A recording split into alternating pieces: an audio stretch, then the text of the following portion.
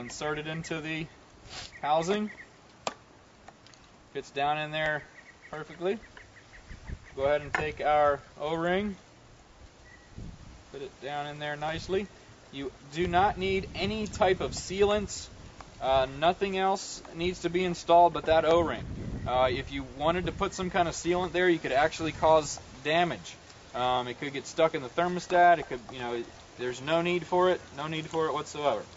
Also, one thing I didn't say was you want to take note of how this came off. When you go to put this back on, it must go back in the original position, or your hose won't hook back up. So line it all up with the three pieces there. Push it down into place. You also want to make sure you push it down into place by yourself. Don't use the bolts to pull it down, because if you do that, you could actually strip the bolt or you could crack it. It is plastic, and if it's on there properly, it'll push right down. And then you go ahead and install your 3 bolts. Then we're ready to install the coolant temperature sensor. We could have actually installed this, removed it after we took the entire unit out. So just to show you again how that looks like, this is the coolant temperature sensor. It fits right into the hole. What this does, this little piece here, it actually measures the temperature of the coolant, which it's right next to the thermostat.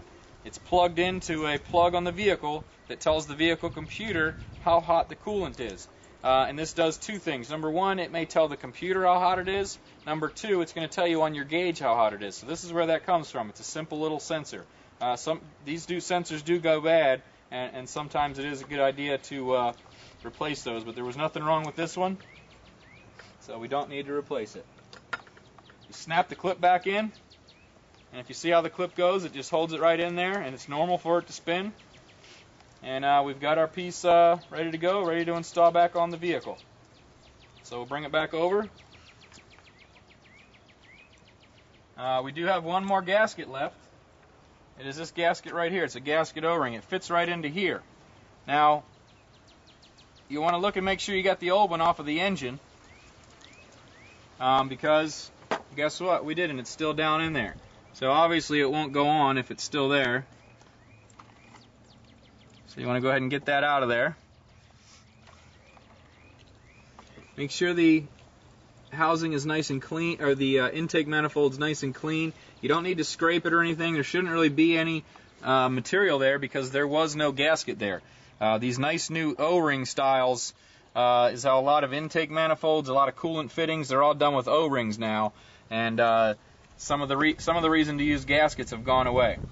So we're going to go ahead and fish it out under between our wires again. Drop it down into place. We do need to push it onto the bypass hose. It fits right in there. We're going to want to start the 3 bolts to make sure it's lined up first.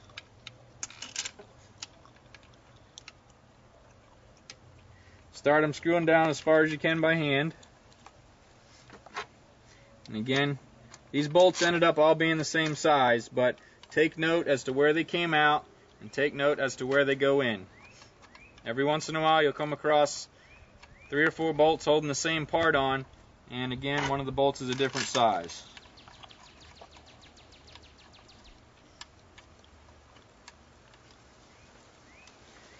Okay, we'll go ahead and snug these down. Now basically all we got to do is reattach everything. Got our coolant temperature sensor plug we need to plug back in. Snaps right in until you hear the snap. Put your hoses back on.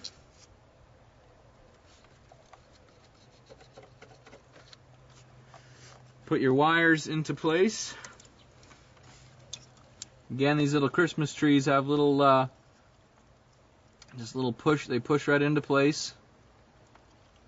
See if you can find the hole. There it is.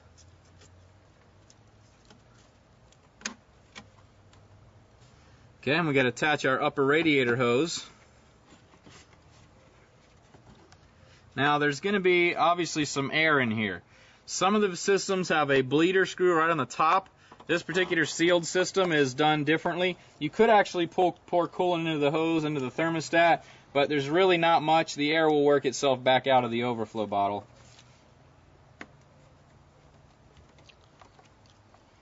You want to fit that hose right back as far down as it went before.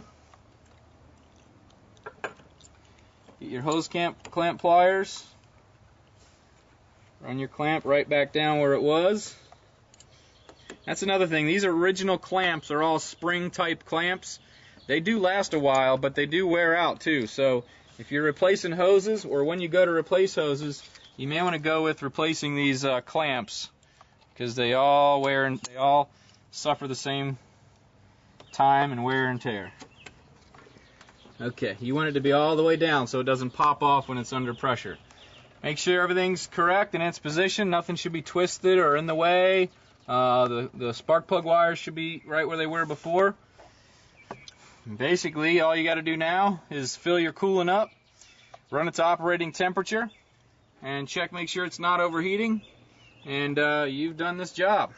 This vehicle has a sealed radiator. There's no way to check the radiator or add coolant to the radiator, so it is done by the radiator overflow bottle. When you fill this up, you can open this up and fill it up when it's cold. Fill it up to full, because we do have some air in there. Then close this cap and let it run at operating temperature. Do not open it when it's at operating temperature though, because there's pressure here, and you can actually get scalding hot coolant come out and burn you. So before you open this, either let it cool down or get a glove or a rag or something. Just crack it open a second to get the air pressure out of there before you open that up if you need to add more coolant to it. This job, doing it yourself, we purchased a couple of parts, coolant, cleaner, time. This is easily under $100. At a shop or dealership, this is a $300 job, maybe $250. So you're saving yourself a nice chunk of money doing it yourself. All the parts and the tools are available at autopartsdirecttoyou.com, and please visit automex.com for more and more videos.